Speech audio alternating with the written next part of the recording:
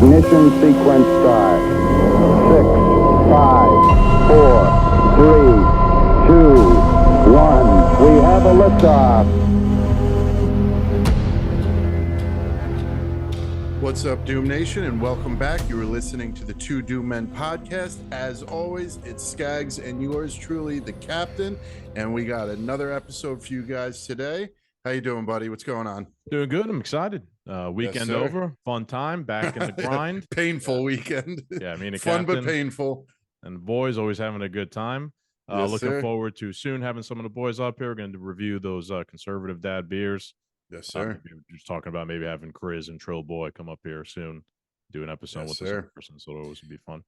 And if anybody knows anyone from the FPC, the Firearms Policy Coalition, tell them to hit us back up. We want to try and get them on the show. Thank you. Yeah, fair enough. Yeah, if they're listening. So today I thought we'd maybe do things a little bit differently. There's a new song that came out, so we're kind of gonna go into the culture realm here. We're gonna do a doomed review on a song. Yeah, it's called "The Rich Men North of Richmond." I think the title is perfect. It's amazing. It's by I believe his name is Anthony Oliver. We're gonna listen to that and kind of comment on it after. I think it really has captured the zeitgeist, as they say, currently in the world. After that, we can talk about the Maui fires in Hawaii. I mean, man, they are horrific. A lot of people are dying, and as we always say, sometimes the reaction is more interesting than the thing itself, and the reaction has been interesting around that. And then after that, I think we will end it by talking about the Ukrainian counteroffensive, how it is a complete massive failure, to the point where even now the corporate press has to admit that after shocking lying to us about it. So let's sit back here, man. We're gonna actually play the whole song for everyone. I think it's that powerful that it warrants us sitting back and listening to it, and all of you listening to it. Crack open a beer. It's 3 minutes long, and I recommend everybody go and follow Anthony Oliver. His Twitter handle is @ain'tgotadollar, and seems like a really genuine, interesting guy. So sit back and enjoy. Well, I've been selling my soul, working all day, overtime hours for bullshit pay, so I can sit out here and waste my life away, drag back home and drown my troubles away. It's a damn shame what the world's gotten to for people like me, people like you. Wish I could just wake up and it not be true, but it is. Oh, it is living in the new world with an whole soul. These rich men north of Richmond, Lord knows they all just wanna have total control. Wanna know what you think, wanna know what you do, and they don't think you know, but I know that you do. 'Cause your dollar ain't shit, and it's taxed to no end, 'cause the rich men, north the rich men.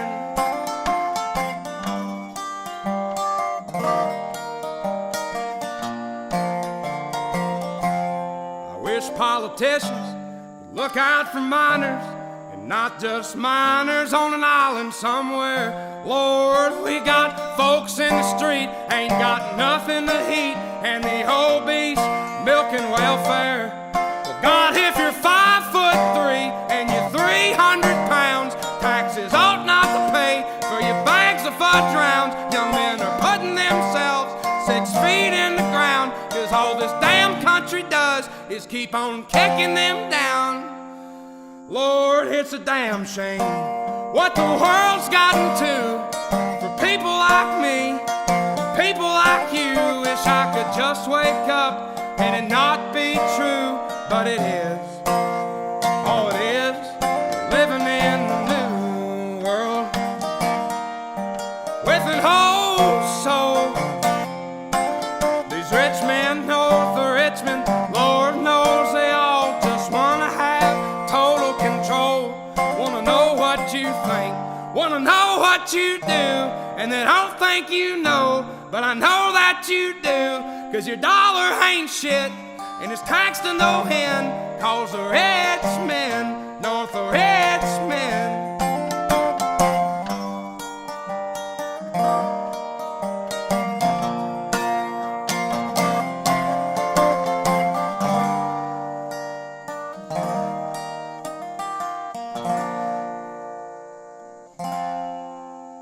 I've been selling my soul, working all day, overtime hours for bullshit pay.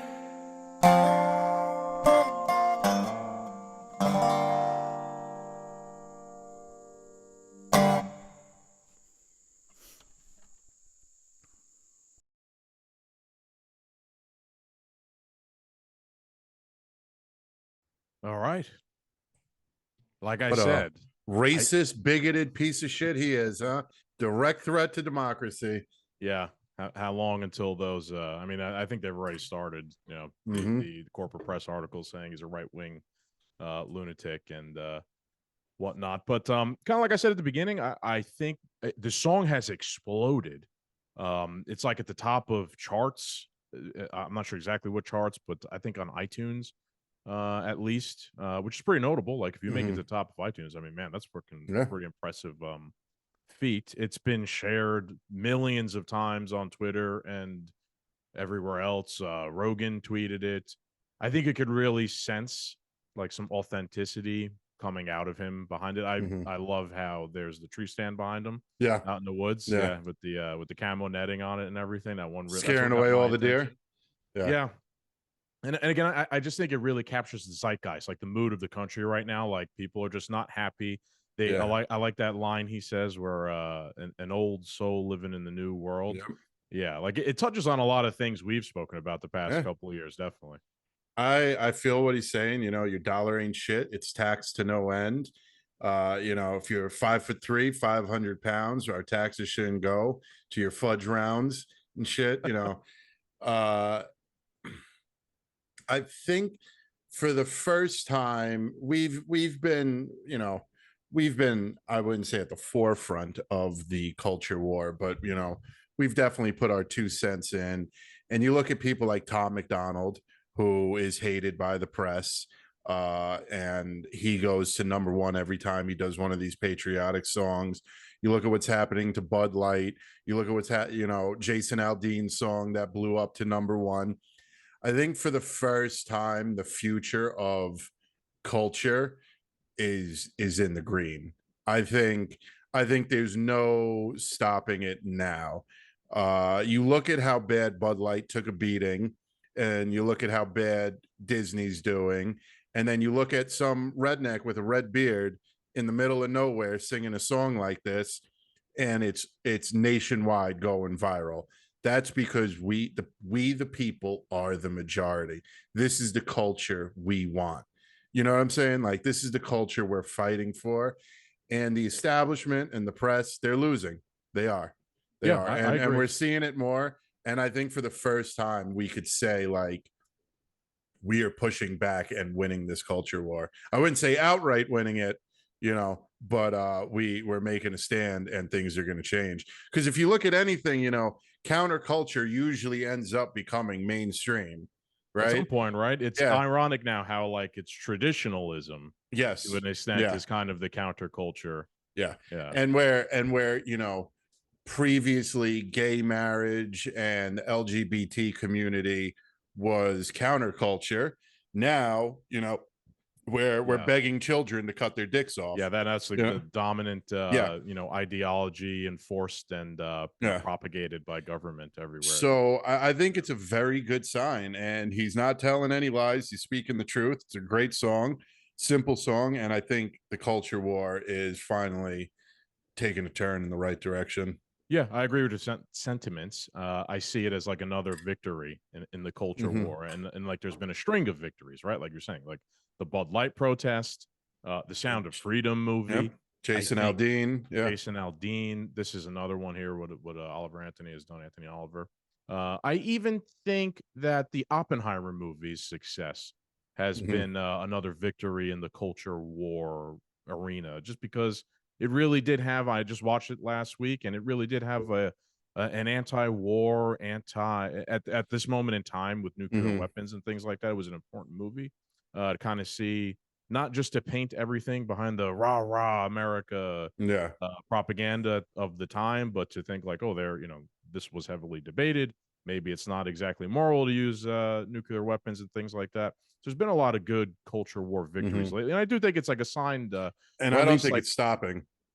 I don't think it's yeah, right. This is just another one, and we're keeping an eye on it. Yep. One thing that really grinds my gears is I see people, now of course people on the left, of course, right, they're going to go after this thing, or the corporate press, right? But I'm seeing people on the right too that are saying this is like astroturfing, which that means like this is not authentic. What?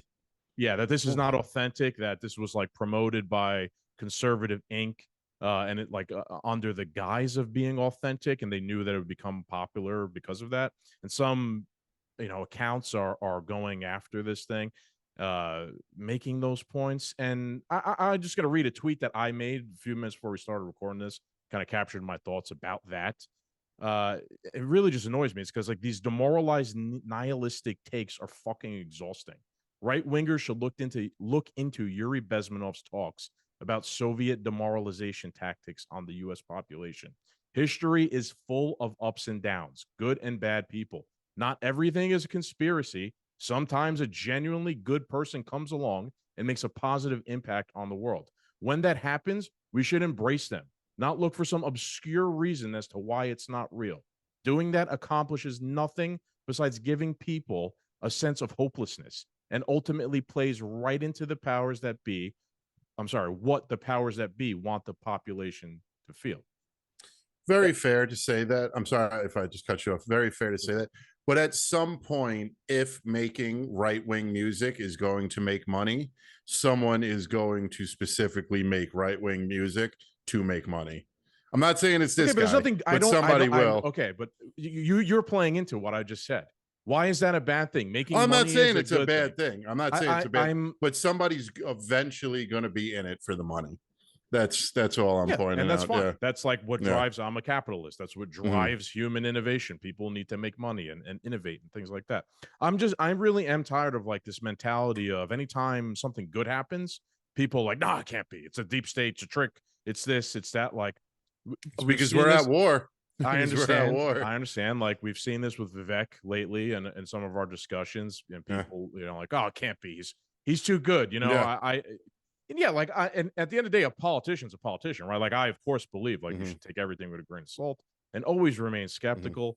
But yeah, I mean, just sometimes there is a good person who comes along and does the right thing. And if every fucking thing that happens, you're always negative about it, my God, you're never gonna get anywhere. You're just it. Just pack up, give up, shoot yourself dig a hole head. and sit in it. Yeah, dig a hole and sit in it, and just get the fuck out of the way then, because you're not helping at all. Remember when Cuomo got removed from office and we were popping champagne and we're saying, you have to like sometimes celebrate the victories. Remember there were people at the time who were like, oh well, no, it's not going to accomplish anything.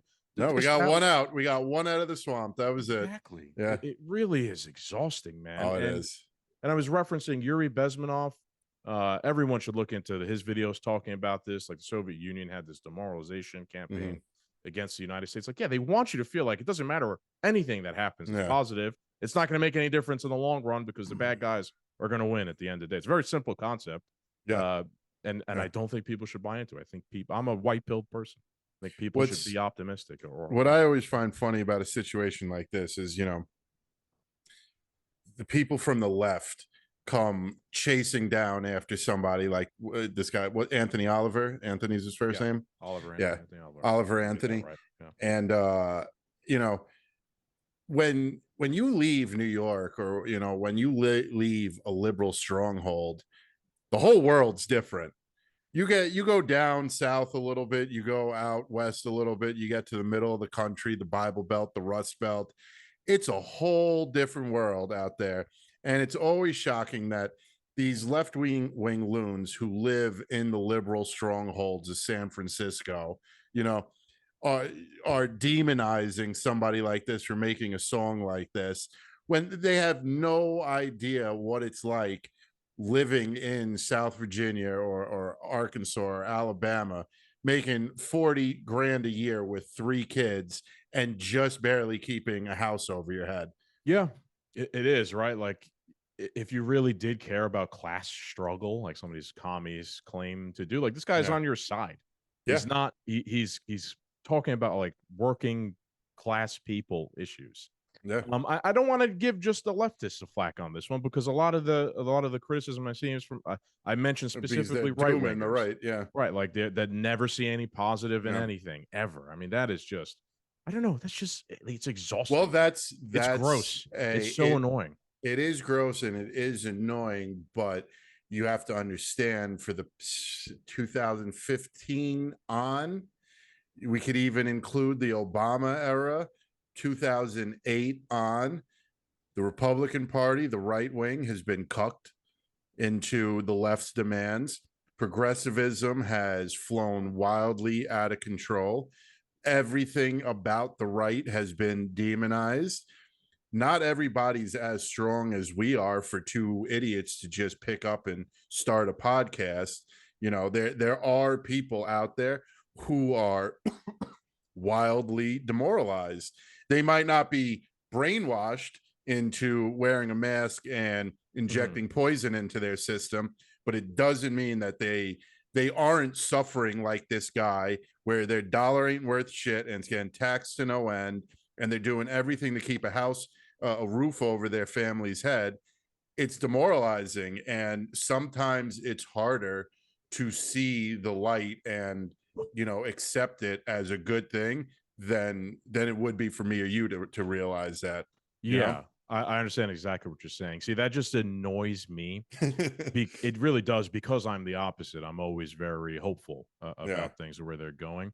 And then I also look at it as, well, if you're that demoralized, where you're going to put the effort into like publicly speaking out in favor of, some people aren't, like shitting on it. Well, then you could also be using that energy to like do something positive, or promote it, or do something against it. But instead, you're almost like you're like a useful idiot to the regime in an extent. Like, even if that's true, I'm not going to go down a rabbit hole on this, because I don't give a fuck, really. It's a positive message by a guy, to be honest with you, being totally honest with you. So why am I? You know, one of the things libertarians have taught me the past couple of years is, like, never do the bidding of the regime, ever. Yeah. Like, don't ever punch down at somebody else who's doing something good against the regime, even if like it's not right, or if there might be something suspicious about it. Never do the bidding of the regime. So that's what I see these people are doing, in extent, like, oh, you know, you should dismiss this because he had promotional help from some conservative Inc. companies or something like that. If that's even true, who knows? Could just be a good song that went viral. Right. That's how Tom McDonald did it. You know? People making exactly. People make a point. Oh, you know, it's pretty high production value. I don't know. Was it really? I could have probably done he stood in his backyard with his dogs and played a picking guitar. Yeah. This guitar looks fucking awesome. Yeah, by the way. Yeah, and you know, most musicians have good instruments. Like, if you like playing guitar and whatnot. Yeah, you save your pennies and you fucking buy something nice. Exactly. I could have produced that from him, and it looked exactly the same with our Sony ZV-1 cameras here in our backyard and whatnot. And then, you know, are we some conservative Inc. massive corporation? No, we barely make any fucking money here. That's what we're gonna do. That little lot behind your house, we're gonna hold a conservative Inc. Music video contest. Back there. Yeah, we're gonna get Ben Shapiro and all them to fund our you know, a subversion of conservative values or something. Yeah, just really annoying, man. Just take the win and move on. Just like sometimes people got to take the L and move on. Sometimes you got to take the win and move on. All right, so I think we'll transition over to our next topic. What do you think, Maui? Let's fly down to Hawaii. So I mean, let's just start off by saying it really is fucking horrific. What's happened in Maui. Last I saw, it's like estimated 60 to 100 people are dead. So from what I understood, it was 100 people dead. Probably. And they've only been able to name like 2 of them. Yeah. Which is even crazier to think about. Yeah. And to be fair, I watched the police chief down there talk about that. It's because people are literally incinerated to death. Yeah. Not exactly an easy, you know, identifying. He's the one he's one of the few videos that I didn't watch. I've been doing some research on. So the official story is hurricane out at sea, gale force winds, knock down some power lines, right? Am I talking out of my ass here? Well, that's not even necessarily the official story. I'm just going to play some footage here while we're talking about it, so people could see who are viewing the devastation. But yeah, I mean, to be honest with you, the official story is climate change, right? It's climate change that did this. It's climate change. I have caused the arguments fire. to this. Yeah. And the crux I want to talk about here is the two extremes around this thing. And again, like on the one side, on the corporate press side, and on the AOC side, it's climate change that causes a fire. Mhm. And then on the other side, in our right-wing conspiracy theory, On the captain rabbit side, hole, on the captain and samurai side, yeah, it's a direct energy attack that bombarded Maui on purpose to start a fire and whatnot. So that's kind of like we're laying the groundwork for you here. so See what the two technically sides there's, from what I understand, there's three stories. Okay. It's climate change, it's direct energy weapons, and then it's this storm knocking down power lines that started this giant fire, right? That's apparently what started the fire, power lines going down, correct? I guess. I mean, again, that's not confirmed. We don't that's have, what we I'm, don't that's, have, right, sure. right. So to But be fair, that's my explanation, is because I did my little research and looked for some videos and things, and my guess or my theory is that there was, first of all, there was a storm out at the ocean sea, that caused tremendous winds. yes, But the storm wasn't actually touching Maui, so there was no rain, just high winds. I saw people posting a lot of videos of power lines going down around Maui.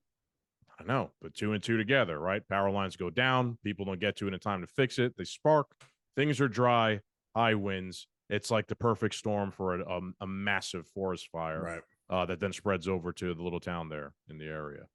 So that's my guess as to what happened. But go ahead, go into your you and the Captain Samurai's take. I don't disagree that these high winds could knock down a power line and it could start a fire.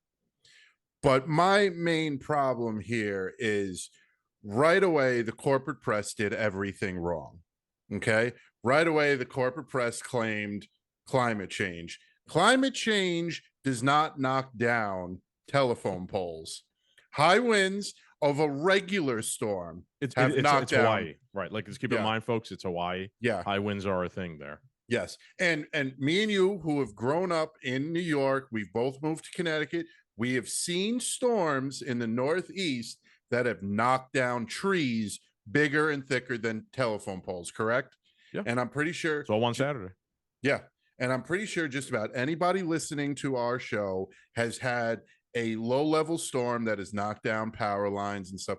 So climate change does not knock down power lines. Climate change is not focused on power lines.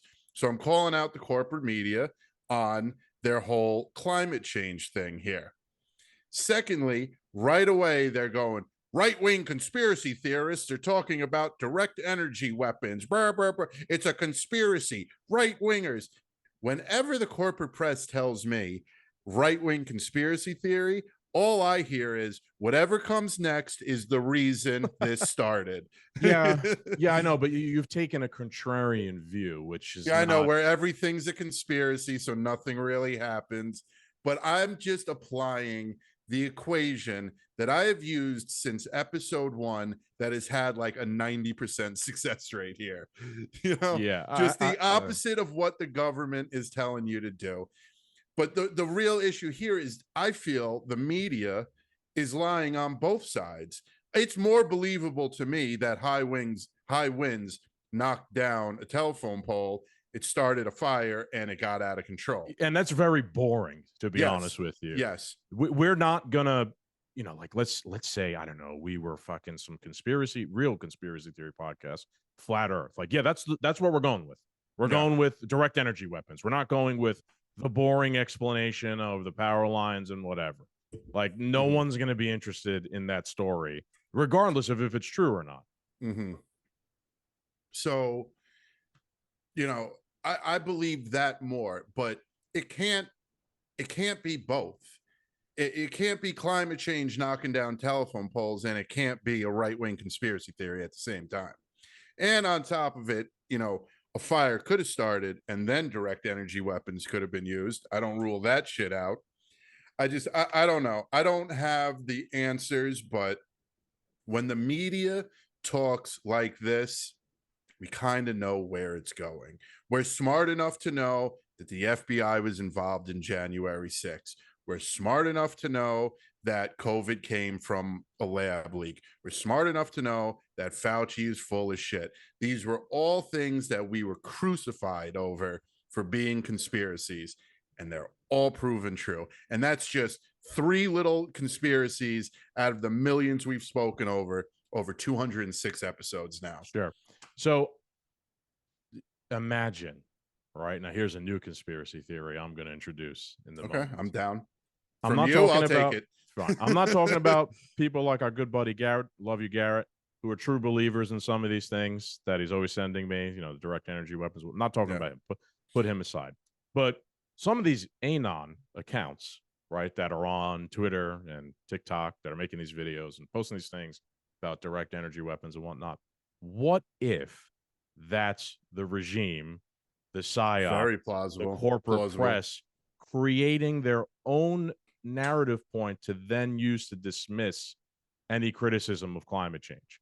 Right. So plausible. Now if maybe they made one of these, maybe they control one of these Twitter pages, right? And the Twitter pages, it's direct energy weapons, blah, blah, blah. And now people are like, what? That sounds so crazy. While on the other hand, the corporate press is talking about it's due to climate change, right? So now they look more rational compared to this extremely crazy cowboy narrative that's on the other side. And to be honest with you, I'm not even 100% ruling out the existence of a direct energy weapon. So that was good. So here, or something like that. I need to see a smidge of proof, a smidge. Right. And no, I don't disagree with you. Yeah. So I just think sometimes even if it is a direct energy weapon, okay, show me the proof, and I will be on this podcast screaming about it and covering it more than anybody else. But I have not seen it. And when you start talking about it like that, there's direct energy weapons that are, I mean, like, what are the specifics? Is Biden targeting American cities with direct energy weapons? Yeah. And I wouldn't even put that past them. We were just talking about Oppenheimer. I just saw how the government they'll kill fucking a couple 100,000 civilians, and not even care about it. So I'm not that naive to think that they're not evil enough to do that. They have. But what are the specifics? Why do they even need to do that to rationalize climate change? No, they don't. They're going to do that anyway. They said that because it was hot this summer. It's because of climate change. Right. Do they need direct energy weapons to sell the propaganda? It's a bit of an extreme stretch. So you answered my question. I was going to ask, do you believe that it's plausible that a government in the world, I won't even say America, maybe China, maybe Russia, maybe South Korea, I have no idea, North Korea, whatever. Do you believe that energy weapons are real, or weather weapons or weather manipulation is an actual real thing? With $800 billion of R&D military research at hand, they can't create some type of Death Star? Yeah, Death Star, I don't know. We'd see it. But is it possible? Yeah. I mean, I remember seeing videos a long time ago of like the airborne laser program. That was like some sort of infrared laser on a plane that the Air Force was like toying around with, that can fry equipment and things like that. I mean, is it powerful enough to start a forest fire? I don't know. Again, we're just completely speculating here. Yes, we are right now. I know. Yeah, I'd say it's possible. Like I just watched Oppenheimer, right? Like the Manhattan Project. If at the time podcasts were a thing and me and you were talking, and you'd be like, do you really think it's possible that they're going to create a nuclear weapon that can destroy, atoms? the Earth? We'd probably be like, I don't know, probably not. That sounds pretty insane. Yeah. And to be honest with you, the people who were doing the experiment at the time, they weren't sure if it was going to work either. That's why they tested it. So yeah, of course, anything is possible, I'd say, to some extent. So it is slightly plausible. So now I had sent, did you watch that video of the guy from TikTok that I sent you? I don't know. Short 3-minute video about Maui. No, I don't think so. So Maui originally, before Hawaii was annexed to America, was, and I'm sorry, please correct me in the comments if I'm wrong, like Maui was the center of the Hawaiian kingdom. Sure. And after Captain Hawaii, History here.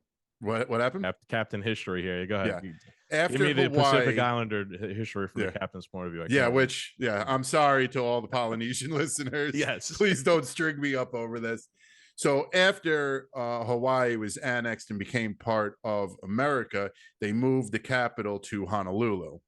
But the people in Maui they dug their heels in, and they're very resistant to places to companies like BlackRock, Or even today. Yes, they have a very national sense of pride, perhaps. Exactly. And this is all multi-billion-dollar waterfront property that BlackRock cannot get their hands on. And then all of a sudden, there was a fire. Did it start from a storm? Did it start from an electrical pole? Did it start from a direct energy weapon? I'm not saying it started from any of those. I don't know. But there is a need to obtain that section of land that people have ties to the government with. So, like you just said earlier, the government has no problem killing a couple of 100,000 people to complete their mission. So burning down half an island is well within their reach of shady behavior. Sure. What's also well within their reach of shady behavior is capitalizing off the terrible misfortune of other people. Do you think BlackRock is not an altruistic company whatsoever? I could easily just say like this happened, and BlackRock's going to try and swoop in now and buy all the land, right? Or gentrification, as they call it in other areas, right? Yeah, that's what we did in Brooklyn. Yeah, this even happened in Puerto Rico, right after Hurricane Maria. This is exactly what happened to Puerto Rico. Let me use that as an example. Was Hurricane Maria a direct energy weapon? No, it was a hurricane, destroyed the place. Or was it weather manipulation? You see what I mean, though? But what I'm saying is that that doesn't even really matter. People like a company like BlackRock's always going to look to take advantage of the situation, just like what was it? Never let a good tragedy go to waste or crisis go to waste or whatever. Like, doesn't mean you have to even create the crisis. Sure, might they try to do something like that? I'm not ruling that out, but you don't even need to actually do that. You just got to wait for one, and you can do it. Yeah. Exactly. So you got to see both sides to that. Now we could be dishonest, right? And we could like just lean into that narrative on the show, or take things out of context. Like I saw a lot of people posting videos of some like thing in Ecuador saying it was a direct energy strike. It was a video from I think Ecuador, and it was from years ago, but they were trying to pass it off as if it was in Hawaii. Yeah, I've been hearing there's a lot of fakes out there. Yeah, like, you know what? You're grifting, man. You're grifting. I don't think you really believe in this. You just know that like going down the conspiracy theory rabbit hole is profitable to make building an audience and shit like that. So that's why I kind of tend to lean towards like the high winds knock down the fucking power lines. And then the government sees this as an opportunity. Oh, that's our show, man. You know what I'm saying? Like the government now sees this as an opportunity to keep selling the climate change narrative, right? Yeah. Every year, keep ramming the fucking propaganda down people's throats. Look, and then it becomes like the Streisand effect too. Like once you start, like they start, or I don't know if it's a Streisand effect, but like they start like pointing out these things, and now people start paying attention to them more. You know, like when you like the blue buggy, red buggy thing. Like if you start thinking about a car, you start seeing it more often. You think of a Mustang, and every Mustang is on the road now. So now, like forest fires are like on the mind of people for climate change. For climate change, right? And now like people are paying attention, right? Oh my God, there's so many forest fires. I don't know. Like, do we have any statistics, or is it like is the average higher lately than not? I've learned one thing: if the media and the government love two things. Well, one thing: numbers. Two things: numbers and percentages. They proved that all throughout the COVID scandemic, right? They proved they loved percentages. This is the percentage you have to live. This is the number of deaths. This is the new number of deaths. If something happens, like a forest fire or something that they're blaming climate change on, and they're not giving you any numbers or percentages, it's because the numbers and the percentages most likely will ruin their climate change argument. Let's be real too. They'll cook the books like COVID, right? Yeah. So I'm supposed to trust exactly the percentages from the CDC or something like that. But they're never giving out the percentage of forest fires that take place during a regular year. You never finished Yellowstone, correct? No, I didn't. Okay, so I finished. I'm pretty much all up to date on Yellowstone, and funny enough, in the last season, John Dutton, Kevin Costner, kind of falls in love with this left-wing liberal activist, and I don't want to ruin it for you or anybody, and he doesn't really fall There's in a love with her. spoiler warning. He doesn't really warning. fall in love with her. They kind of have a sexual tension between each other, and Opposite she's attract, yeah as they she's say. living on the ranch, and she's just in culture shock 24/7 because she's a vegan, and how dare you brand your cattle, you're hurting them, how dare you neuter some of the bulls, how dare you, and she's just in complete shock.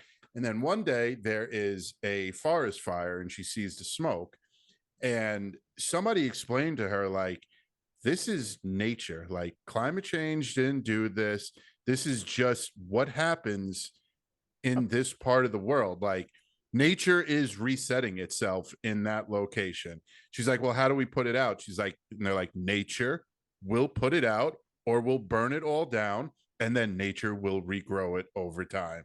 Like there's nothing we could tax people over, there's nothing we could protest over to stop this.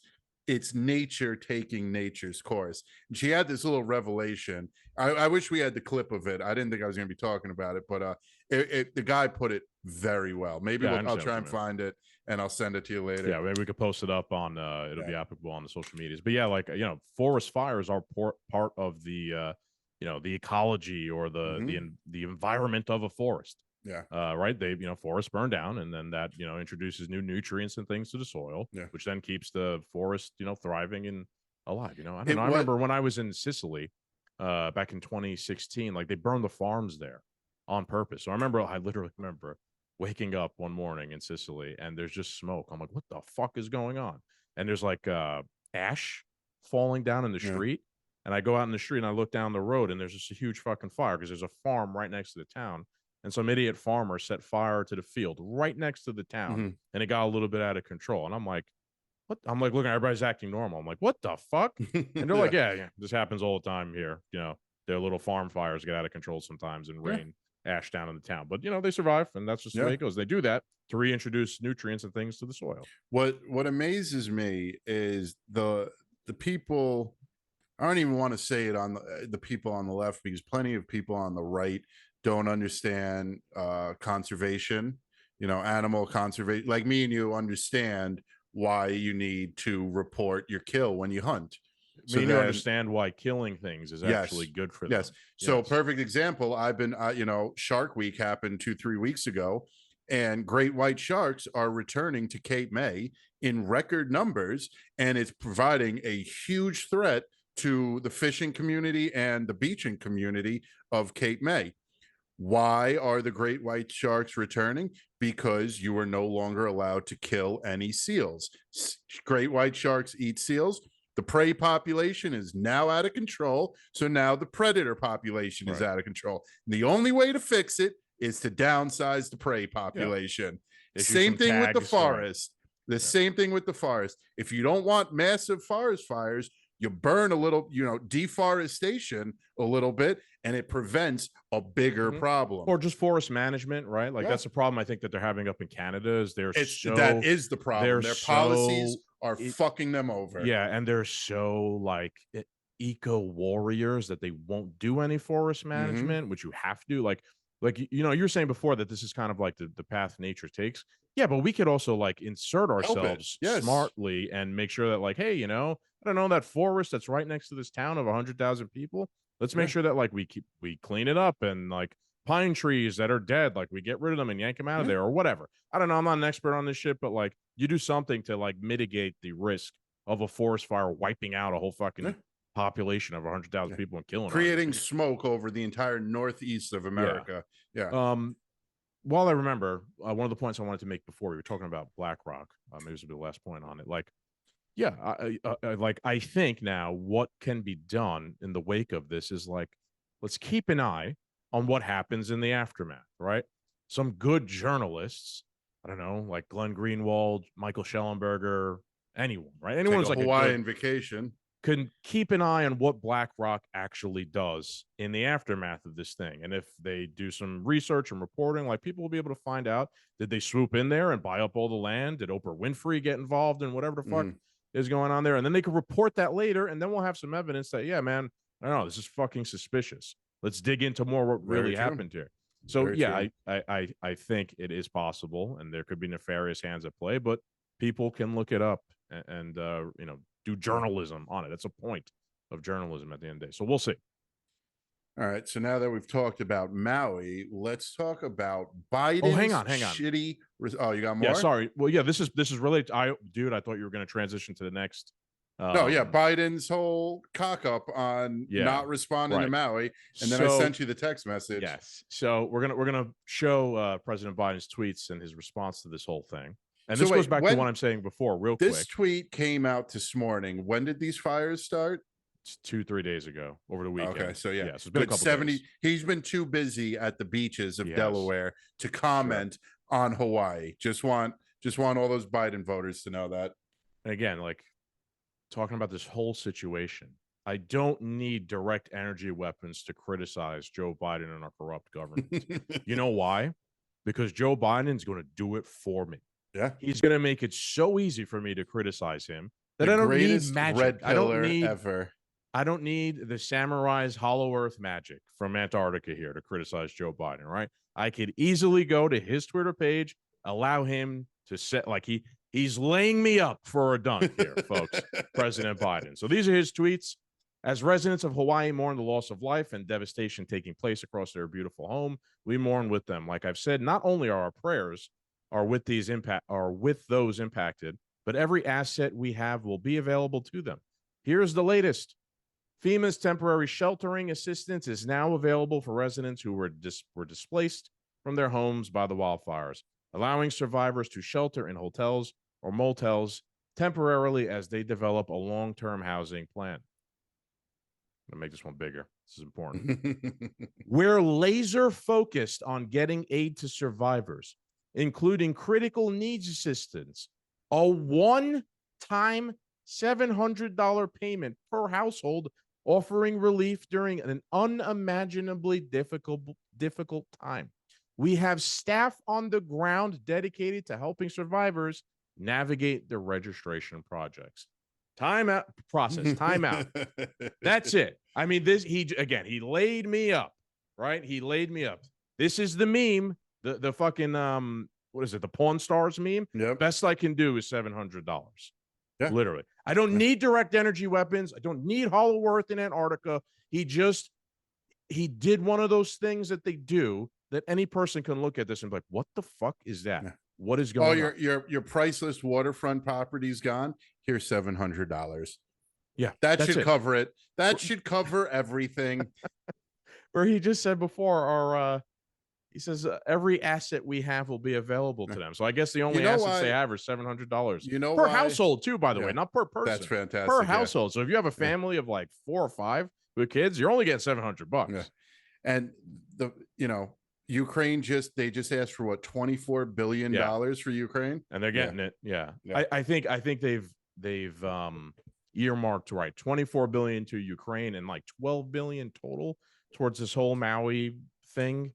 America last, people. Look, that is an America last policy. Look, as the libertarian, the anarchist, like, I don't want them spending money at all on any of this shit. Like, I think private insurance and whatnot, that could be the libertarian lesson here learned. Like, having insurance is going to help people way more than the government will in this scenario, this tragedy.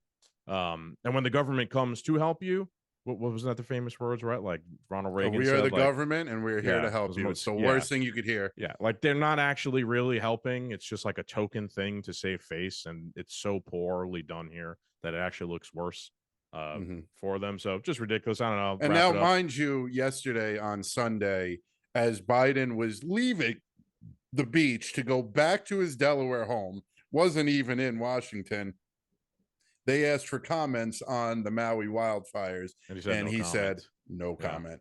Yeah. So I don't know. He's making sure all residents receive critical information so they can take steps to moving forward in recovery. And this includes transferring materials into the most common languages spoken on the islands and working closely with trusted community-led organizations. He's got to put a little woke thing in there. Well, we're going to make sure that we speak in the native Hawaiian tongues to the people, tell them how badly they're fucked. Yeah. I'm urging residents to apply for FEMA assistance. Here's the phone number. And for those trying to locate loved ones or families, this assistance center is open at the community service center. Here's the phone number. Blah blah blah. So basically, get fucked. If this was Ukraine, they'd have given the citizens of Ukraine who had a wildfire fucking $100 billion or something like that. It's look, at this point with giving money to Ukraine, I think they should just simply double the military budget and give it to them. 800 billion.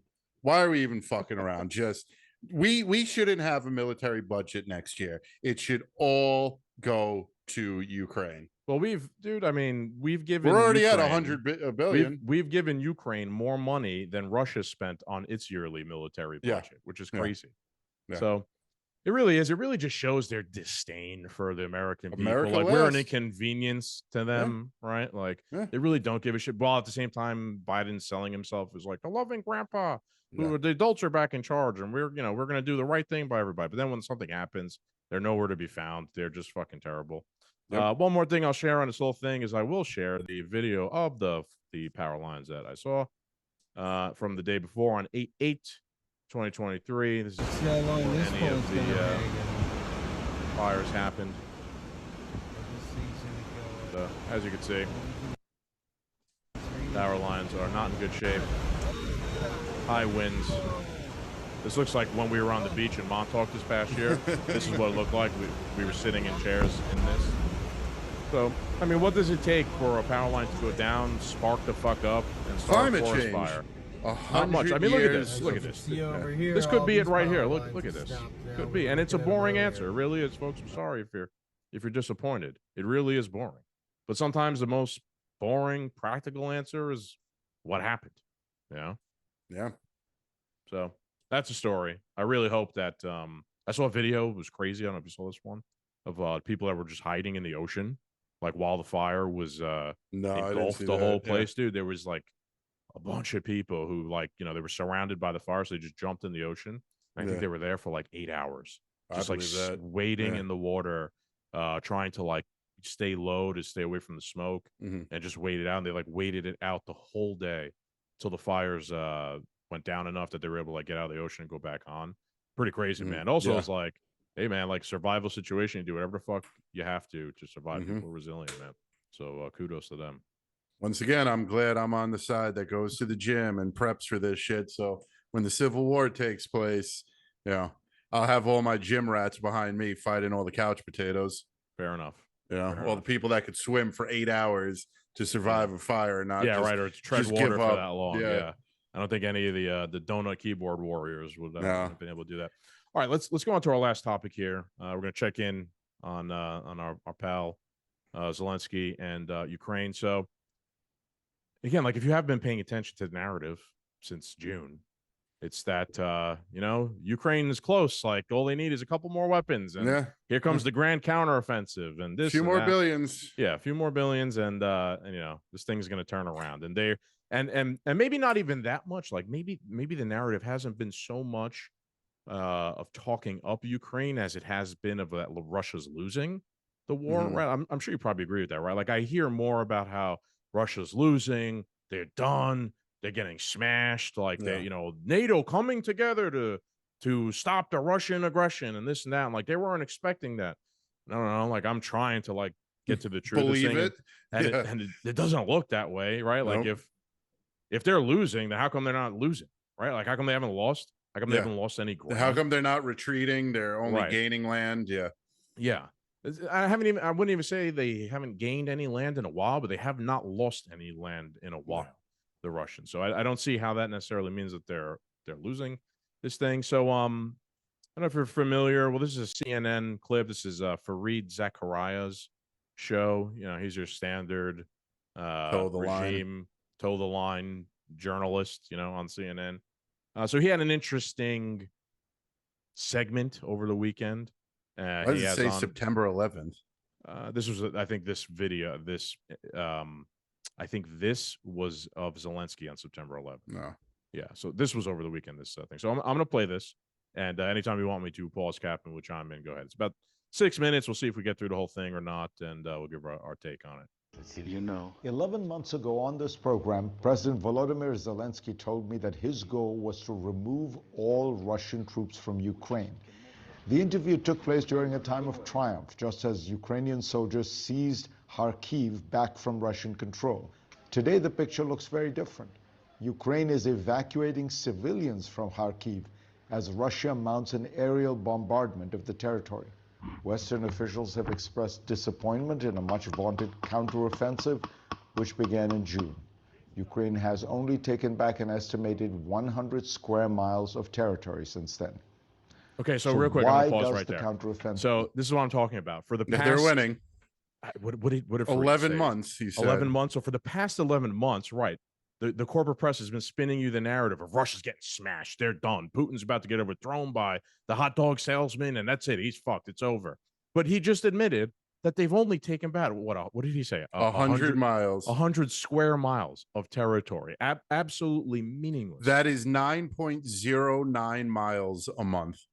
Yeah, right. That's just did the math. That's like meaningless in terms of like a war. That's like meaningless movement of troops back and forth. Means absolutely nothing. At that pace, this is another forever war. At that pace alone. Oh yeah, right. Because then the Russians will take back that 100. Yeah, and then they'll take it back later. You know, they'll just be exchanging 10 months down the road. Yeah. Like World War I, where they're just going over the trench and mowing each other the fuck down, and no one made any progress. Yeah. So, all right, here we go. There's our first admission that contradicts their entire narrative the past 11 months. Let's keep going. Seem to be faltering. And does Ukraine have a chance of gaining more ground? Joining me now to discuss is Alina Polyakova, the president and CEO of the Center for European Policy Analysis. Welcome, Alina. So tell us, if we are right that the counteroffensive is not going as well as people had thought, what is the central reason? Is there a central reason? The expectations on the counteroffensive were, from the start, I think, unreasonably high. And there's really two main reasons for that. One, Ukraine has never had complete control. We're unreasonably high. Yes. You took a little tiny, poor, corrupt country in Eastern Europe and pitted them against one of the world's largest superpowers. If it wasn't for us proxy warring this country, they would have been steamrolled 11 seconds into this war, not 11 months later. Yeah, I even think like the framing is completely fake. The way she framed that the expectations were high. I don't think it's that they had high expectations. It's that they were they meaning the deep state, the corporate press. They were selling it as like absolute truth and fact that Russia was losing this war. Yeah, they weren't selling propaganda. It as like, they weren't selling it as like, well, we have great expectations for the Ukrainian counteroffensive, and they're going to make tremendous gains and take back Crimea and all this stuff. No, they sold it as that basically happened, and Russia lost. Even though that I knew that wasn't happening. Most people know that are paying attention, saying knew that doesn't happen. So like, I outright reject the premise of what she's even fucking saying here. Like, you're now seeing propaganda.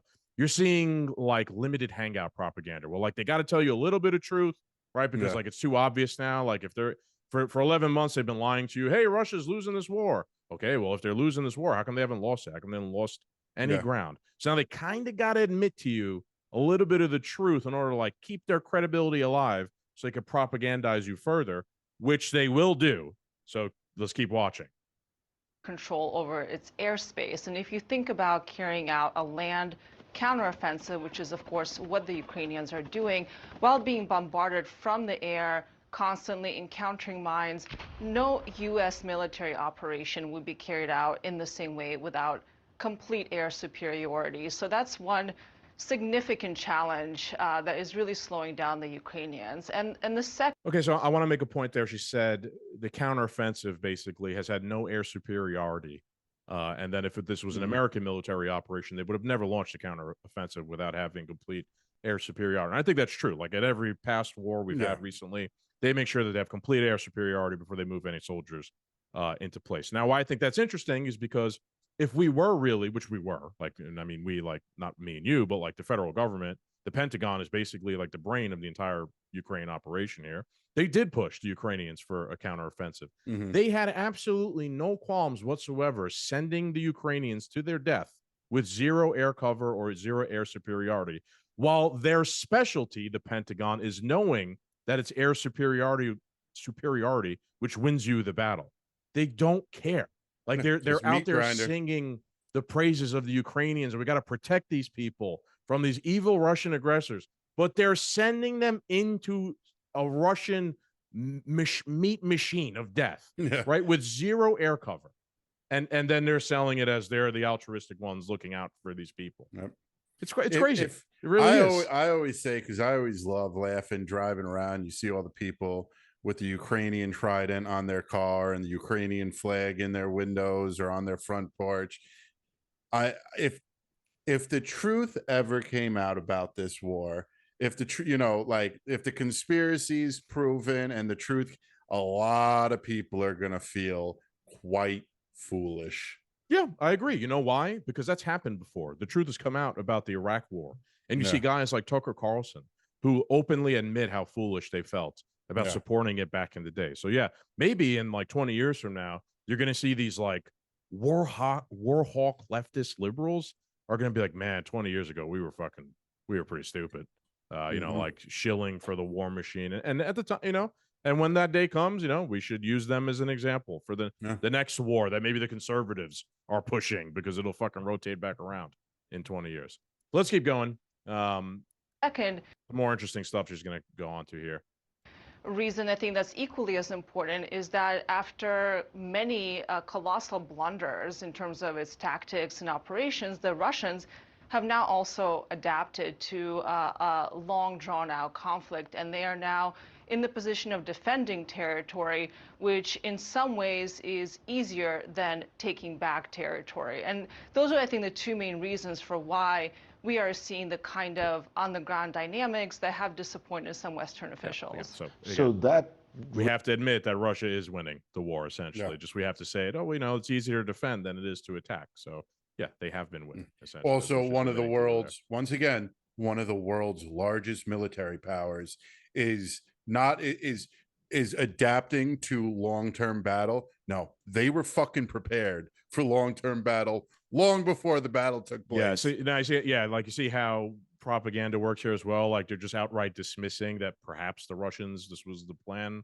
all Yeah. along, to take some huge swath of land, dig in, defend it, and then try and get an agreement after that. You know, like it's always spun from like, well, you know, they got lucky, you know? Yeah. Wow. And they just changed their tactics and they work better this time. And again, like I don't know, maybe that is what happened. Who knows? But just with such certainty, is she sitting here now to you, lying to your face, the same way she and others would have lied to your face the past 11 months and that Russia was losing this war? raises this very difficult question going forward, right? Which is that the Russians are now defending, and they've often dug into these positions and they've put landmines in, and the Ukrainians are trying to attack. And traditional NATO doctrine would say you need what, a 3-to-1 advantage in manpower, maybe a 4-to-1 advantage to achieve any kind of victory. Is it possible for the Ukrainians to break through these Russian, they've got landmines, then they've got trenches, then they've got artillery behind the trenches? Look, everything is really unknown in the fog of war, right? Certainly right now, it doesn't look like Ukraine is in an enviable position. They're also taking high casualties. Over the last year and a half or so, the Russian side has dug in. They have mined the areas between themselves and the Ukrainian advance very, very heavily. That is hurting the Ukrainians in huge ways. A lot of the weapons that the West provided earlier on in the war, tanks, for example, are being taken out by these mines at a higher number than I think many anticipated. And I think now is the moment to rethink our Western policy as well, because we weren't prepared for this kind of war. We were supplying Ukrainians with weapons to at least be able to defend themselves, but we weren't supplying them with the kind of weapons they need to be able to launch a proper counteroffensive, which first and foremost means high long-range pause it. missile capabilities Pause so it. they can disrupt. This is what I was referencing before. Yep. Here is the ploy to say, spend more money, give Ukraine more money, give them more weapons, give them better weapons, deplete our arsenal. Just I I haven't watched this, Yeah. but this is basically a forefront step to saying, okay, I think it's time for America to get involved. You know what I mean? Just world, like this is like the beginning steps to being like, okay, for Ukraine to win, we need World War III to happen. Yeah, that's they're hinting. They're not outright saying that, but they're hinting towards that. Again, like I just want to point back to what we said earlier. We've given Ukraine more money than the Russians spent on their military the entire year. So not only do we spend 20 times more than the Russians do on their military, but we've given Ukraine more than what the Russians spend on their military. So the Ukrainians have a bigger budget than the Russians do on the military. And her bright idea is, well, we need to make the budget more bigger, right? And that will, even by their own logic, even by, let's take away these people are evil and they know exactly what they're doing, and let's go with the more blue pill take of they're just ineffective and inefficient. I mean, even by that logic, you mean to tell me we can't outspend the Russians somehow? And if we're that inefficient, how come nobody's interested in peace talks then? Right. Exactly. Right. Like, I always go back. Well, that's to not that even point. a thought, dude. This is. Hang on. We got another minute here to watch. That's the furthest thing from this bitch's mind. Watch. Russia's supply lines behind the front lines. They are very limited in their ability to do that. So never say never, but I do think the outlook does not look positive for Ukraine over the next 3 to 4 months. When you talk to Biden administration officials, they usually have two arguments as to why they haven't done more faster. One is that the Ukrainians need to be trained on this equipment. The second is that with longer range missiles, there is a balance. You don't want to use missiles that attack deep into the heart of Russian territory, which could give the Russians the provocation to feel that they were at war with NATO, to use tactical nuclear weapons, to get much more aggressive in terms of their aerial bombardment of Ukrainian cities. What do you think of those arguments? The argument that we're going to somehow provoke Russia beyond what it's currently already done, I think this is a red herring, frankly, mainly because I don't think there's a high chance that the Russians will go towards the nuclear decision. We have managed that nuclear escalatory risk very, very effectively, and the Biden administration deserves a huge amount of credit for that, certainly.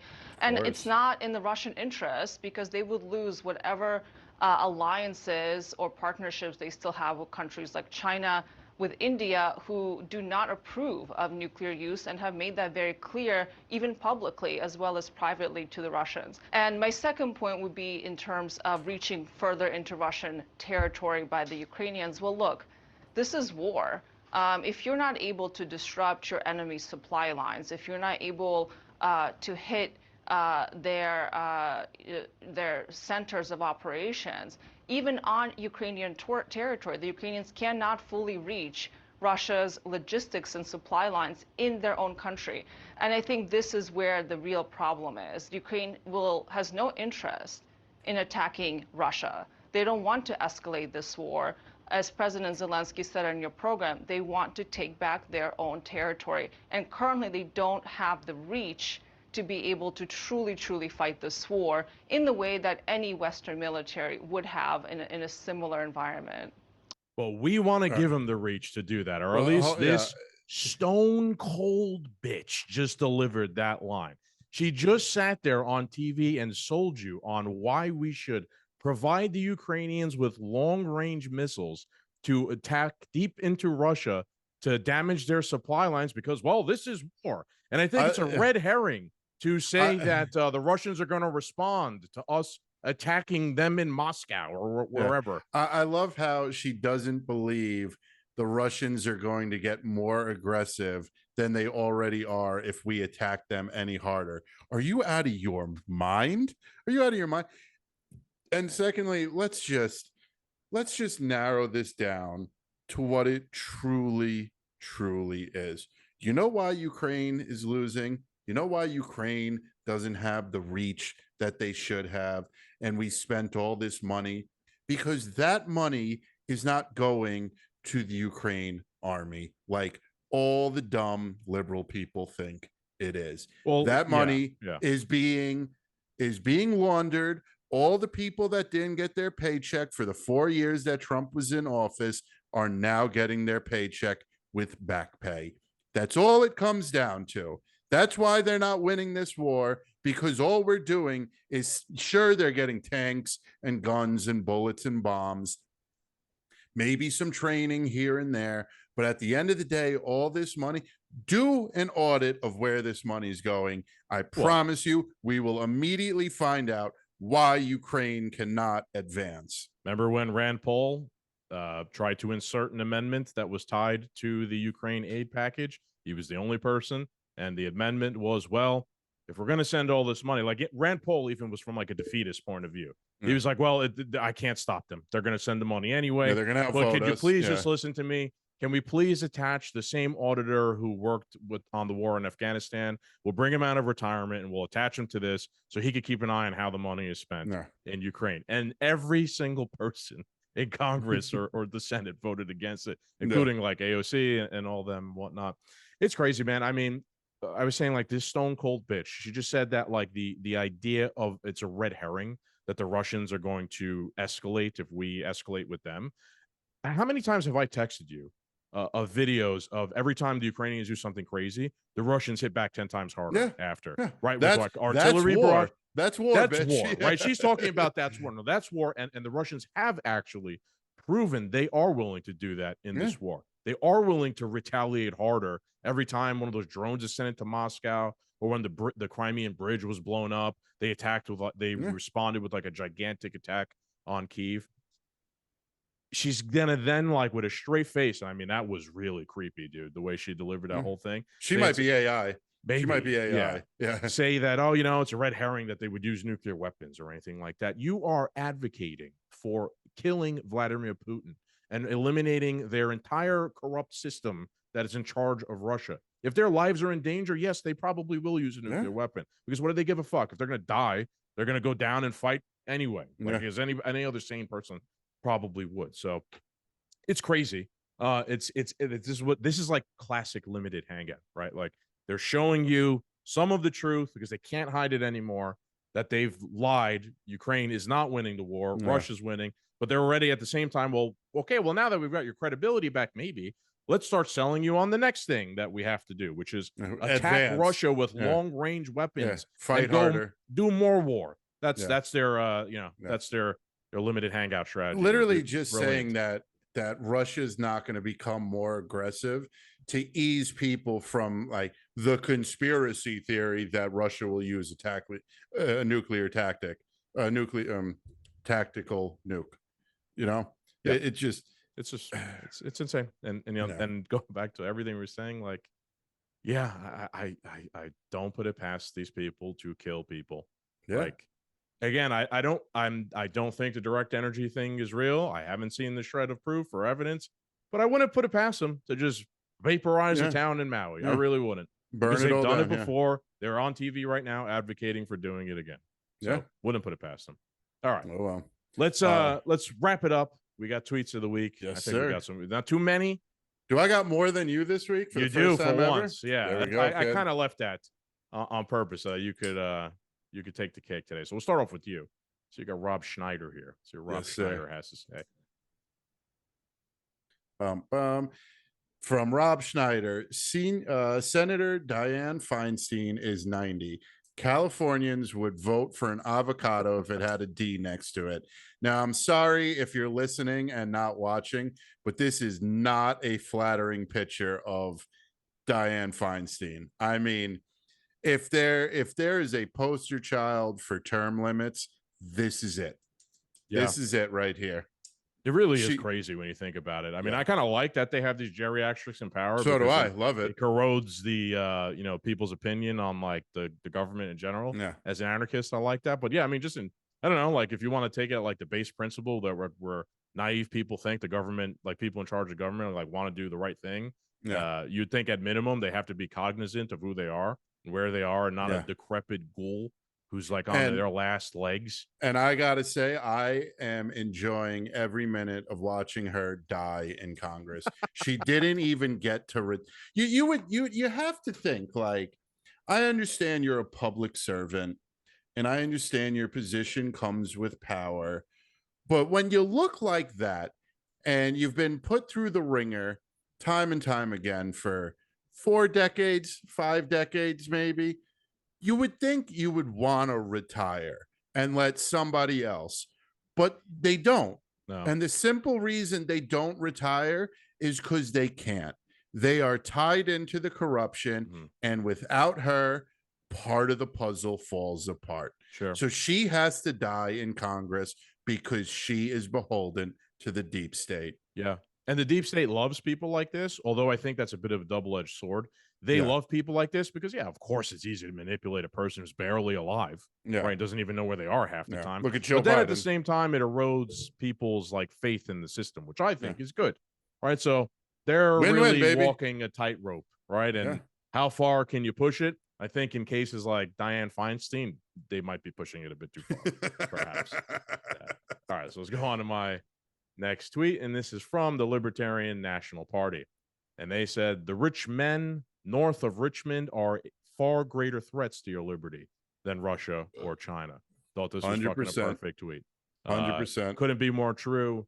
I know conservatives really want to war hawk about China, and I'm not saying the Chinese Communist Party is good, but my God, man, like first we got to handle our business here. Yeah. Yeah, Yeah. our own federal government has way more impact on our lives than Xi Jinping in China. Yeah, he's worried about his people. Yeah, truthfully, if America, quote unquote, was going to truly take over the world, which the American empire mostly has, if we were truly going to do it, we'd have to fix home first. Mhm. You know, Exactly. and the exact opposite is taking place because they're moving in on people at home. Yeah, they don't. So the one world government can take control. Yeah, like we said before, they don't give a. You get $700, right? Yeah. They don't give a fuck. But the empire, the empire's ambition gets fucking 24 billion. Yep. And 150 billion, wherever it is at this point. All right, so I'm really interested in this one you picked here, Cap, because I know who this is. It's a vote, I believe. Okay. Yes. Unholy. It's Unholy Rome. Yeah, Unholy Rome. Which group of politicians would you punch in the face if you had the chance? Obama, Biden, Trump, Pence, Bush Jr. and McConnell, or Bill and Hillary? I voted for Bill and Hillary. Yeah, When shockingly, Bush Jr. is in the lead. Bush Jr. and McConnell. That's interesting. Yeah. Who would Probably, you yeah, punch? I voted right here, right in front of everybody. I picked Bill and Hillary. Yeah, but I wouldn't punch Bill. I would shake his hand and punch Hillary twice. This is interesting. I know I don't know him personally, but like I know of him. He is a legit communist. So the results here probably are skewed based on his following, which are probably heavy communists. I actually don't think he's a bad guy. I think he's actually a really good guy who does a lot of good community work. Although I severely disagree with him on almost every take he ever posts. I do see him doing a lot of like community work. Like I saw him building a library over the weekend, and like this goes back to what you're saying before, like never do the work of the regime for them. So like although Rome triggers me often with his communist gobbledygook, I tend to just ignore him and not say anything because like he's doing good in this community for people and helping them. So there could be there's other people to take a swing at. Yeah, so I thought this one was interesting. All right, so this one is from Edward Snowden. Ooh, I know him. Snow Dog. And he says, after topping the iTunes list and tweeting like this, the FBI will be making space for him on another kind of list too. Think I'm kidding? The FBI had a file on John Denver for attending one anti-war protest. They're going to keep making lists until they're made to stop. And who's he talking about? He's talking about Oliver Anthony, who just made the song, right? That's deep. That's deep. Yeah. That makes a lot of sense. I was listening to Tim Pool today talking about some of the people in January 6th, and the Congress and the government specifically waited until Trump was out of office to nail everybody who just walked on, Capitol property to arrest them. So this way he couldn't pardon anybody. Yeah, So I mean, this makes sense. the This FBI is is weaponized in shocking in service of the regime. Yeah. I think Edward Snowden is making a great point, which I want conservatives and especially MAGA people to remember, is that the FBI did not just start becoming weaponized or a political agency. They were always a political. They originally were created to target anti-war protesters in World War I. That's kind of what he is, Edward Snowden, not World War I, but he's alluding to how they are like severely pro-war, obviously, as the empire always is. I think there's also an ironic point to make with this whole thing. I don't know if you saw the video of Eminem this past week talking about Trump and how he hates Trump and Trump. I listened to about 2 seconds of it. Yeah, and all this stuff and and whatnot. And I thought it's interesting how that comes out the same week that this song comes out, which is kind of not necessarily about Trump, but kind of the opposite end of the spectrum from what Eminem is trying to say. And I just think it's ironic because Eminem used to be one of those people who was anti-government against the regime. I don't know if you remember when you were a kid, but Congress was going after Eminem because of his crazy lyrics and because of that. So it's funny how things change over the course. Well, that's because Eminem's a clone now. So I guess so, man. I'm just trying to say, like, Slim he Shady went from died and we got the clone, man. Yeah. So he's never been the same. Found that ironic, found that interesting. All right. And last Charlie Kirk. From Mr. Charlie Kirk. Trump should go to Maui, bring relief and aid with him, beat Biden to it. The president will show the way to lead. 100% agree with that. Yeah, I made that point too today. I made the point like Trump should have been on the first plane out to Maui this morning on Monday morning. 100% agree. And look, I know our friends and some of our friends who are like huge Trump people. He can do no wrong. Like I'm over here trying to give you guys advice over little tiny things he can do to win over people, because that's the fucking name of the game at the end of the day, making people like you more than the other guy. And you don't think come election time, all Hawaii would go red? Come on. No, maybe not, but maybe you can. I don't know. Maybe, right? Like you should be trying. This like Republican way of like, well, we're not going to win there anyway, so who cares? I'm not going to even try. Give up. Don't go into the inner cities. We lost. I'm going to keep saying this on every episode. You got to take every opportunity, if you're Trump or Vivek or whoever, to make your case to everybody, especially if you think that the election is rigged or their finger is on the scale against you. Okay, well then you got to push back on the scale as hard as fucking possible. This is a great opportunity. I don't know how the fuck me and Charlie Kirk can see it, but Trump, like, we shouldn't have had to made this point. He should just already should have be happened. there. He should already be there. And that's it. So he was too busy hanging out with Alan from the Great Divide. Our buddy Alan. That was pretty cool. Yeah, good for Alan. I'm sure Alan was really fucking excited. Erect as could be. Yeah. So congrats to Alan. He got to meet Trump. That was cool. But maybe we should have made. Hopefully, Alan made that point to him. He whispered in Trump's ear, "Hey, buddy, better get your ass over there to Maui and win over some of those." They got great golf over there. You'll have an awesome time. There you go. Right? Yeah. Maybe that. Maybe Trump will open up a new Trump links on that property. Maybe he's going to gentrify the place. That'd be amazing. Yeah. All right, let's wrap it up, buddy. All right, Doom Nation, thank you guys for listening to another episode of the Two Doom Men podcast. As always, make sure you like, share, and subscribe, and we will be back next week with more content for you. We got the Conservative Dad's Beer review coming up. We are working hard on scheduling that. Sorry for the delay. We got a few other things cooking, but we will be back next week. Yeah, working on building out the live stuff too. Hopefully get on Kick and Rumble live as well as YouTube. So we're working on all the things, but it's a pain in the ass. So we'll get there. Yeah. We have lives outside of here, as all of you do. So get back to them and fight the good fight. Adios, guys.